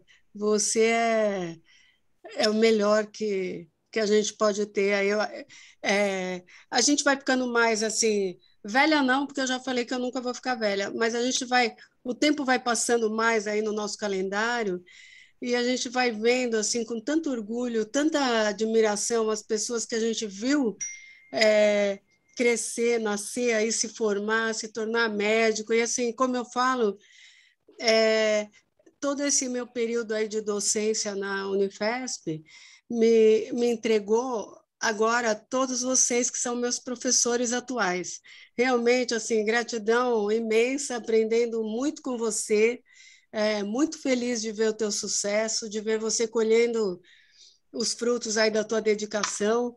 E estou muito orgulhosa de ver essa aula, essa revisão maravilhosa que você fez. Você Obrigada imagina, e você imagina o orgulho de alguém, eu não sei se você estava desde o começo, mas eu comecei minha aula dizendo da admiração que eu tenho por você, Cris, e que eu já te falei isso inúmeras vezes, eu nunca vou me esquecer, eu lembro perfeitamente como aluno ou como médico residente iniciante, você, naquele momento de pandemia de HIV que a gente vivia, você com aquele monte de paciente com dificuldade de tratar, e eu sempre pensava aquilo e continuo pensando até hoje que eu queria ser como você, e eu tenho você como um exemplo. Então, ouvir esse elogio vindo de você, para mim, me engrandece muito. E quando eu vejo o seu olhinho brilhar no assunto integrativo, e por todo o respeito que eu tenho a você, eu sei que esse é um caminho que todo mundo deveria seguir. Então, quem está grato aqui sou eu, como eu falei para o Renato, isso não foi uma aula, isso foi um TCC, né? Eu quis aplicar as coisas que eu vi. Quando o Renato me convidou, eu fiquei muito assustado, porque é muito fácil para mim falar de córnea, mas falar de assuntos que eu sou um aprendiz é muito difícil, e que eu topei o desafio porque eu falei que se eu não conseguisse falar, eu estava reprovado, né? Depois de todas essas aulas maravilhosas que a gente teve. Então, quem agradece sou eu acho que eu posso, como aluno desse curso, falar por todos os alunos que estão aqui, que a gratidão é nossa pelo que vocês fizeram, e eu me sinto transformado como médico por vocês tantos anos depois. Vocês estão nos ensinando a pensar fora da caixinha e olhar o paciente de uma forma diferente. Então, a gratidão é minha, eterna. obrigada, meu querido. Nossa, sem palavras agora. Eu ando meio mole, é melhor a gente até começar a abrir para a questão, aí senão a tia chora daqui a pouco. Mas é uma. Eu acho que é um momento assim que nós estamos vivendo junto, pensar fora da caixa, fazer um novo caminho aí na medicina, né? Fazer uma nova descoberta, fazer uma medicina melhor. Não tem preço para isso, né? Eu acho Não que tem preço. todo Não tem preço. mundo, todo mundo que está aqui, quer dizer, está nessa vibe assim, o que é muito legal, né, Renato? Não, O Renato aí, o Renato é nosso pioneiro, eu sempre falo, né? Eu tenho muito que agradecer sempre pelas pessoas que eu consegui ter ao meu lado, me ajudando, melhorando, melhorando a minha vida. E o Renato é uma dessas. E ele é um pioneiro aí nessa área de integrativa. Eu imagino as bordoadas aí, né, Renato, que você já levou. E agora, o legal é que nós todos aqui, é um monte de gente levando bordoada junto, o que está bem bacana. Então, legal, Cris, obrigado pelas palavras gentis, como sempre, mas o Dalton, às vezes, ele bate pronto, ele não pestanejou. Convidei, ele aceitou. Quer dizer, mesmo sabendo toda a dificuldade que ele teria, e acho que ele é uma pessoa de brilho, né? Uma pessoa diferenciada mesmo, né? A minha vontade foi falar não, Renato, mas eu falei, se eu falar não para o Renato, com certeza eles vão me chamar para o próximo curso de integrativo, e eu não quero ficar de fora. Então eu vou ter que fazer, e vou fazer bem feito, mas no final das contas você me deu um desafio de aplicar o que nós estamos conversando esse tempo todo naquilo que eu estou estudando, né? E você, certamente, com isso, você você me ajudou muito no meu doutorado, porque você me abriu a cabeça de vamos aplicar o que vocês estão vendo, que vamos sair aqui dessa conversa, desse Zoom todo, e vamos colocar isso de uma forma mais prática, né? E eu tomei o cuidado, como a gente está no ambiente acadêmico, de discutir sobre coisas que estão publicadas. Isso que eu falei não são meu pensamento. Eu li trabalhos, né, que eu passei investigando e estudando, a despeito se são trabalhos bons ou não, mas estão publicados, né? E eu acho que a gente tem que respeitar isso no mundo Unifesp, nós estamos dentro de uma universidade, e no que eu puder ajudar como segmento anterior e integrativo, vocês podem contar comigo que eu estarei. Ótimo. Já estamos contando, essa é a boa parte, né? Já estamos contando.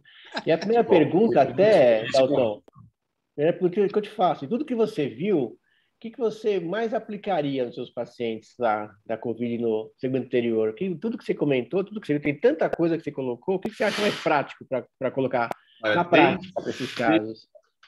Desde que eu tive a aula de microbiota e o eixo microbiota e o olho, que eu penso muito nisso, Renato, o quanto a gente, como médico, não pensa na microbiota e quantas vezes eu alterei a microbiota dos meus pacientes por passar antibióticos que não tinham uma real necessidade. Então, para mim, isso na Covid é uma coisa impressionante, porque quem não ouviu o paciente tomando azitromicina de monte, né? E eu acho que ninguém parou para pensar e falar, será que a gente realmente está ajudando esses pacientes ou nós estamos causando problemas para esses pacientes?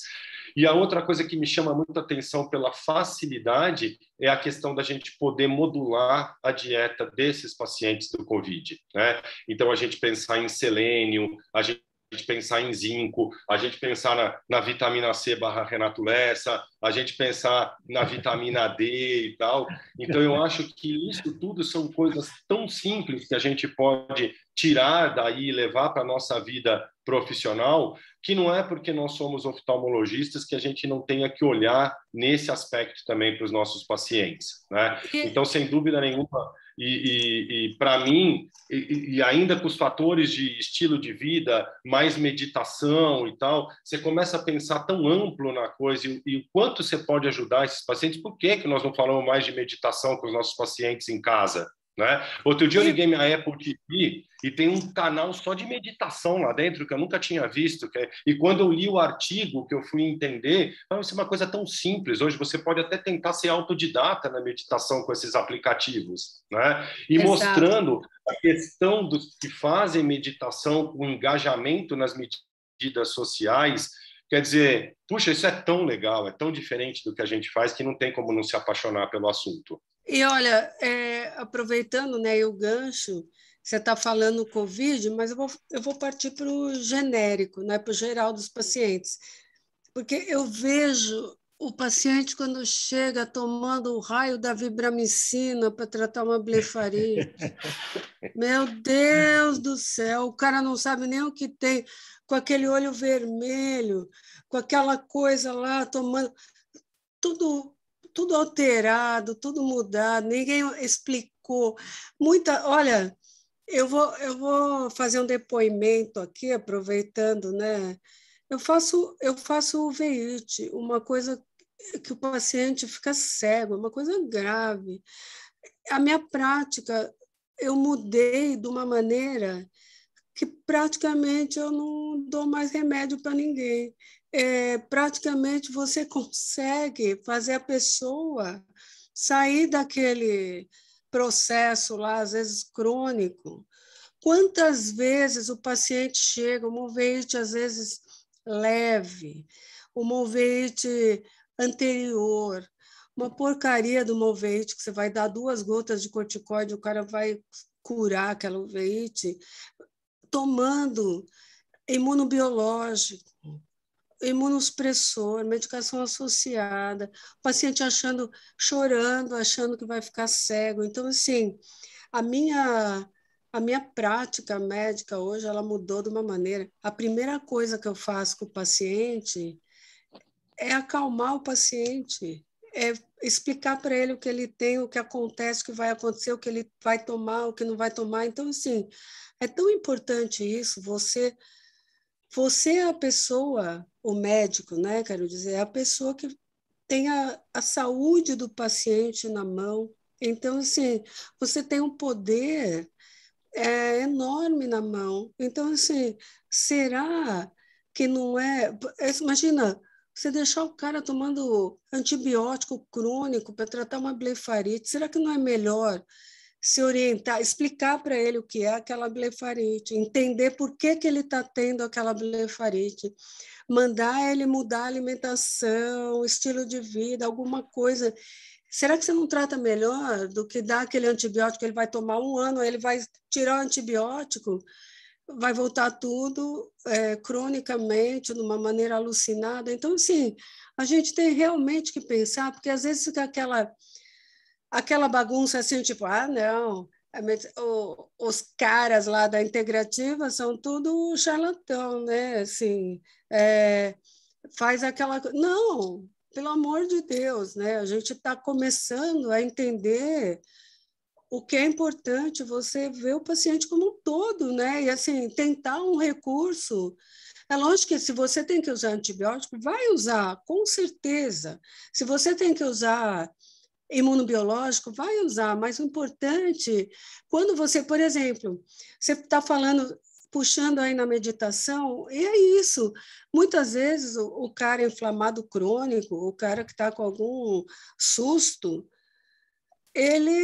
se ele aprende a respirar, eu às vezes fico no consultório, eu falo para o paciente, não, ó, você tem que aprender a respirar, desse jeito você não vai longe. Então, vamos lá. Eu começo com... Eu falo, ó, você tem esse exercício aqui, eu faço o exercício para o paciente, apesar da máscara, eu oriento, eu dou o aplicativo. Então, assim, de repente o paciente volta, ele é outra pessoa. Então, assim, por que não, né? Quer dizer, orientar, tirar um alimento que pode estar piorando aquela alteração ocular, alteração de superfície ocular, tentar achar o gatilho para aquilo que aconteceu, quer dizer, algum problema. Então, assim, tudo isso é muito importante, que a gente tenha essa ideia de não achar também que não, a medicina integrativa é outra medicina, ou ela está longe da medicina alopática, ou ela briga com a alopática, de jeito nenhum, quer dizer, integrativa. Pelo nome, a gente já fala que ela só soma, e não exclui, não subtrai nem nada. Então, assim, é muito bacana isso, né? Quer dizer, é muito legal ouvir. Muito bacana.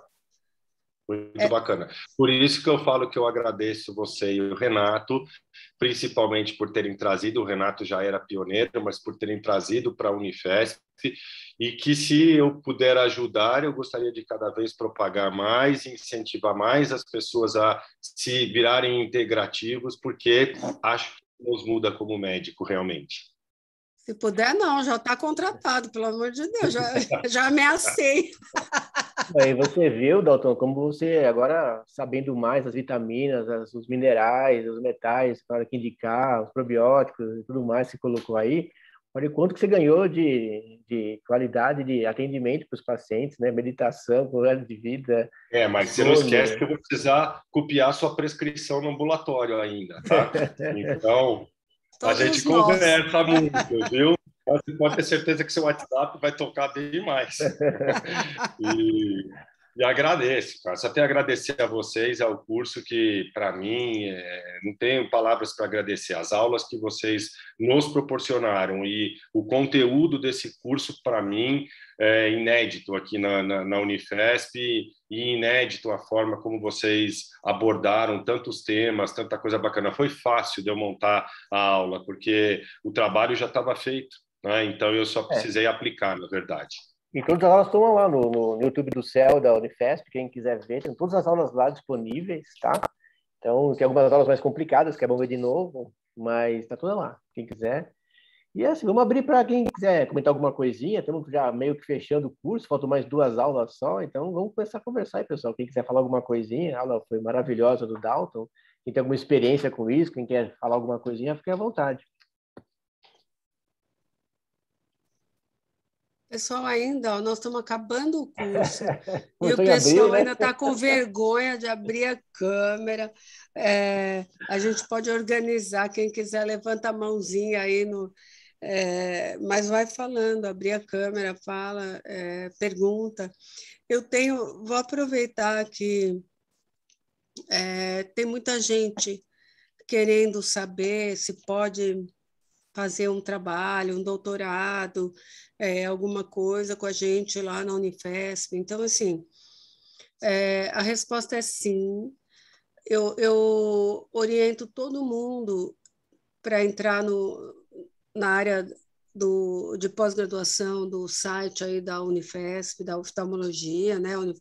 Unifesp, oftalmologia, pós-graduação, para ver os pré-requisitos. Mas fundamental, quer dizer, que a gente tenha um, um projeto. Então, assim, eu vou agora, aproveitando aí, bem rapidamente, eu vou falar como a gente pensa num projeto. Então, o que é um projeto de pesquisa? É aquela ideia de uma resposta não respondida, de uma inquietude que a gente tem. Então, por exemplo, pegando o gancho aí na aula do Dalton, que ele está falando olha, o pessoal do Covid que meditou, o pessoal que tinha família, o pessoal que não sei o que, quer dizer, então já acende uma luz aí, fala, bom, será que quem teve Covid e ficou junto com a família tem melhor prognóstico do que quem não teve? Quer dizer, estou dando um exemplo bem superficial. Aí você pensou nessa ideia, primeira coisa. Então, primeira coisa é fazer a pergunta. Segunda coisa, vai no Medline e ver quais os trabalhos que tem naquela área respondendo a sua pergunta. Fala, mas já tem trabalho, não tem problema. Você vai fazer um trabalho de uma maneira que ele vai responder de uma outra maneira ou vai responder na sua região, ok? Então, isso é uma outra coisa. Outra coisa também para esclarecer para todo mundo, mas eu moro em Recife, dá para eu fazer? Dá. Aí vocês podem fazer todo o trabalho lá e sendo pós-graduando aqui da escola. Isso é possível? É possível. Ou para quem quiser, vem ser pós-graduando aqui, fica aqui, faz o trabalho aqui, defende e volta para a cidade. Então, assim, são muitas as oportunidades e eu convido a todos que quiserem, quer dizer, eu estou disponível. Às vezes eu vou pedir uma desculpa aí pela minha agenda, que é uma colcha de retalho, aí, porque eu faço muita coisa. A maioria das críticas no meu dia a dia é que você não para, você não para, você não para, realmente eu não paro. Então, às vezes é meio complicado meus horários, às vezes eu recebo muito paciente de fora, então às vezes isso atrapalha um pouco minha agenda, porque o pessoal vem de fora e eu tenho que resolver, então um dia que ia ser tranquilo na minha vida, acaba virando uma vitrectomia, acaba virando uma internação, acaba virando uma coisa diferente, mas eu estou aberta, estou disponível para todo mundo que quiser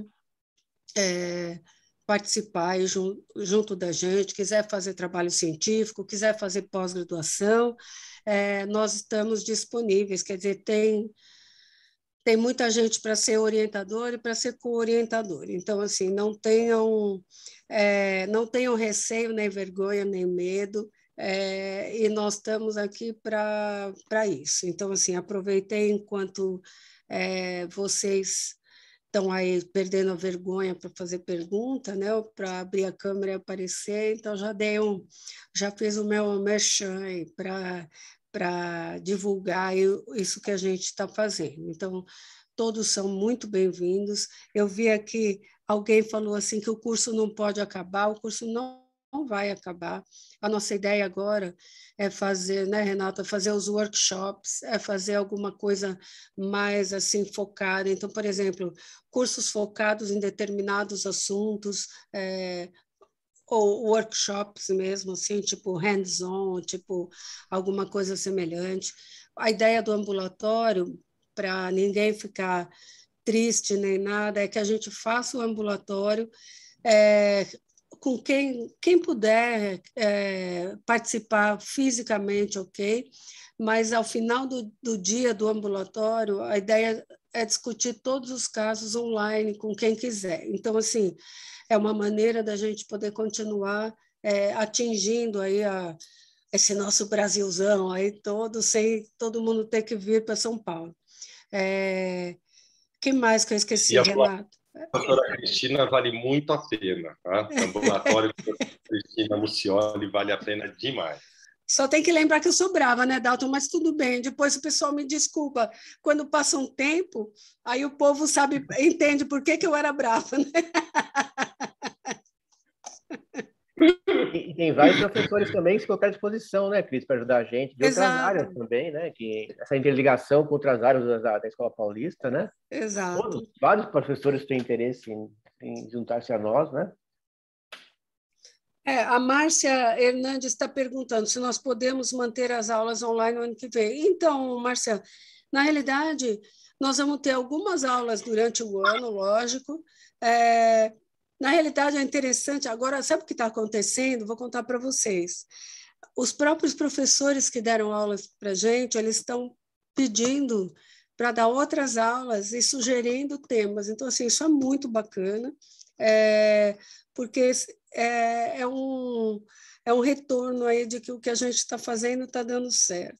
E as pessoas estão realmente focadas e interessadas nisso. Então, assim, nós vamos continuar assim, essas aulas vão ser trocadas por essas discussões de caso, e intercaladas com algumas aulas. Então, por exemplo, alguma coisa que vá sendo atualizada, alguma coisa que a gente vá percebendo assim de necessidade, ou eu tinha até falado com o Renato, isso não está definido ainda, mas tipo a gente manter, sei lá, tipo, a última quarta-feira do mês tem aula. Então, assim, a gente convida alguém e faz uma aula. Agora, isso ainda não está definido, mas provavelmente acho que é o que vai acontecer. Então, assim, a gente está muito animado com isso, quer dizer, teve uma boa... Esse nosso curso, eu acho que teve uma boa aceitação, foi um curso muito bom, eu acho que a gente vai adiante com isso, né, Renato? Não sei se eu esqueci alguma coisa, aí se eu falei alguma bobagem. É isso. E lembrando que tem mais 2 aulas esse ano aqui, né? E na última aula, vamos bater uma foto geral, vamos comentar um pouquinho, vamos nos apresentar a todos, pelo menos. A tacinha, isso aqui é uma tacinha de lápis, mas na última aula todo mundo vai fazer um brinde para comemorar esse ano. Assim, tudo nessa vida, né? A gente tem o lado bom e o lado ruim, mas eu sou aquela pessoa animada que eu sempre acho que a gente só tem que olhar para o lado bom, né? Eu acho que esse nosso curso é o lado bom desse ano, assim, que todo mundo participou. Então, nós vamos agradecer aí finalizar esse ano e fazer um brinde aí de gratidão pelo ano que passou e pelo que vai vir, que vai ser muito melhor, se Deus quiser. Mas no último dia, vamos todo mundo falar um pouquinho, pelo menos, de onde é, quem é, de onde é, para a gente conhecer, né? Tipo... Os heróis que eu ver agora aqui. Tipo, como aquelas coisas de psiquiatria, faz todo mundo dinâmica fala um de pouquinho. Grupo. Isso, terapia de grupo. Lógico que não é para ninguém falar meia hora, tá? Então vamos começar a pensar. Fala quem é, da onde é, o que faz, o que motivou a fazer alguma ideia que curso. tenha, né? Alguma sugestão que tenha. E o que achou legal do curso. Porque, não, se cada um fala meia hora, nós vamos ficar uma semana, né? Então, assim, uns 5 minutinhos, todo mundo falando aí, basicamente, o que todo mundo quer saber. Quem é, da onde é, por que fez o curso e o que pretende, né? O que achou legal do curso. Então, é isso, né, Renato? É isso aí. Né, Dalton? Todo mundo falando isso aí para encerrar o ano e para programar o próximo. Não sei se alguém aqui tem alguma questão, estou vendo aqui no chat, não tem questão nenhuma, só estão elogiando o Dalton. quase um pleonasmo aqui, né? Falar, elogiar o Dalton, mas tudo bem, né? E aí a gente vai passar aí para a próxima. Não sei se o Renato quer fazer algum comentário extra. Só parabenizar o Dalton, uma aula excelente, parabéns mesmo. Isso mostra quanto você é realmente dedicado, especial mesmo, e realmente um médico de grande futuro, um colega de grande futuro na academia, na prática. Parabéns mesmo, Dalton, uma aula maravilhosa. Estou saindo daqui de coração estrelado, gente. Agradeço. Obrigado, cara, de verdade. Então, acho que é isso aí, né, Renato? É isso aí. Então, até semana que vem, né, pessoal? Até a semana que vem. Desculpa que eu me atrasei um pouquinho hoje, mas meu computador não estava querendo ligar, nada estava indo adiante aqui, mas foi tudo certo. Cheguei a tempo. O meu também, Cris. O meu também, no meio da apresentação. Mas é isso aí. Acho que era emoção de ver sua aula, mas tudo bem. Obrigado a todos, viu? E até a próxima quarta-feira, tá? Na próxima quarta-feira, vamos ter um caso clínico também com a Isa Jordão e também o Henry. O Kigami vai ter uma aula que ele não pôde dar, ele vai dar nessa próxima semana também. Tá bom, pessoal? Aí na outra, faz um caso clínico, da Renata Portela, e o final do curso. E a terapia em grupo? Com a champanhe também, cada um com a sua champanhe. Cada um com a sua tacinha, ó. Isso aqui não é uma tacinha. Já mostrei que o consumo de álcool na Covid não foi um fator de pior, então está tudo liberado. Está tudo liberado. Pessoal, adorei ver todo mundo. Um beijo enorme. Até a semana que vem. Até. Obrigado, queridos. Obrigadão.